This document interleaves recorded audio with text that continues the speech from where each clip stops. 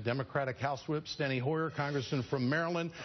Well, go. You know I'm right. You know they are scared to death about this, aren't they? And you're on a tear tonight. You're on a tear tonight. But this crowd is obsessed. As you saw, we had the 41st vote on the repeal of Affordable Care Act, Obamacare, today. Notwithstanding that, we didn't do anything else. That bill won't have any future. And we did not do what we need to do, and that is ensure that government doesn't shut down on October 1st. But all they're focused on is repealing Obamacare. I told Mr. Cantor today, look, we had an election in November of 2012. The issue was whether we needed more revenues to make sure we could balance our budget, and we wanted to keep the Affordable Care Act. That was what the election was about. We won. The American people said yes.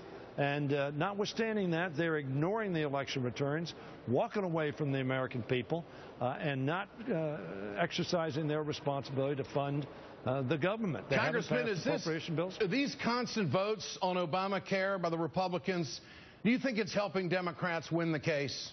I think it clearly shows that the Republican Party is a party out of touch, is in the control of its most radical elements, and they cannot focus on their responsibilities.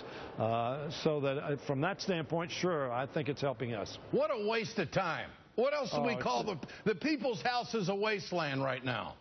It is a shame that we have been so unproductive in the last Congress and this Congress, and it's hurting our economy. It's hurting the growth of jobs.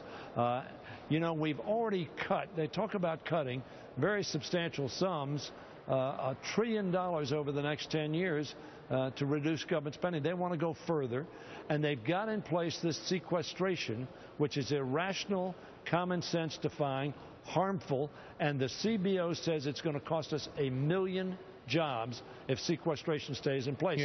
I had a colloquy with Cantor today, and he said, I think the sequestration does not make sense. Well, fine, then let's repeal it. We have an alternative to the sequester that will help bring down the deficits, balance our budget, and yes, get some additional revenues. But they reject that, and they won't even allow us to consider it on the floor. So we're going to be here next week. They're going to try to figure out how they can get their Republicans to vote for anything that is not simply a repeal of Obamacare. John Boehner, Speaker of the House, knows that shutting down the government, that is a death knell for the Republicans. There's no good outcome for them politically. So when does he turn to the Tea Partiers and say, you know what? We can't stop Obamacare. We can vote all day long, but we're making fools of ourselves. Is that a rock in a hard spot, or the reality of it all? Well, you know, I think the Speaker needs to act in a way that shows leadership and responsibility. He knows that shutting down government is bad for the economy, bad for our national security, and bad for his party. But the issue is whether or not he can get his party to come along. And my advice to him, if you can't get your party, tell that faction of your party that won't go along, and tell the moderates in your party, however small that may be. But I think there are a lot of conservatives in his party who understand that they need to be reasonable and rational.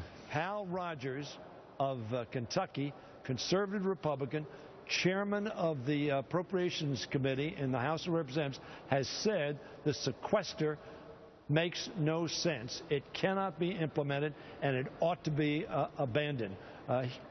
Frankly, John Boehner, the Speaker, ought to take his chairman of the Appropriations Committee's advice and pass a CR without the sequester and let us move on. He said immediately after the election that he believed, this was just after the November 12th election, well, that resolves the health care issue. Well, unfortunately, it didn't. Congressman, and they continue to be obsessed by it. Congressman, quickly, I want to switch gears on you. The Putin op-ed in the New York Times. I want your reaction to that. Hypocrisy. Nobody in the world has been more involved in undermining the ability of the United Nations to involve itself in a positive way in resolving conflicts and carrying out the resolutions of the United Nations than Russia. And therefore, when Putin writes a letter to the American people, essentially, in an op-ed, and said, look, you guys got to be for peace, if he would cooperate, in my view, had Russia cooperated in a resolution and enforcement in Iraq, we would not have had the war in Iraq, because we would have sent UN inspectors in. They would have had full access because Russia would have been up behind it. Saddam Hussein felt as long as he had Russia covering for him, he was okay. Yeah. The same things happened in Syria, where Assad thought as long as he had Russia covering for him, he was okay. Russia has been the supporter of the terrorists of the world for a long period of time now. Now, I am hopeful that the offer they have now made bears fruit. I think it's a positive alternative. I think that we want to get those chemical weapons out of Syria. We want to have them stop being used. And if we can do so through this negotiations with Russia and with Russia's help, that's a positive step forward. All right. Congressman Steny Hoyer, good to have you on the Ed Show tonight.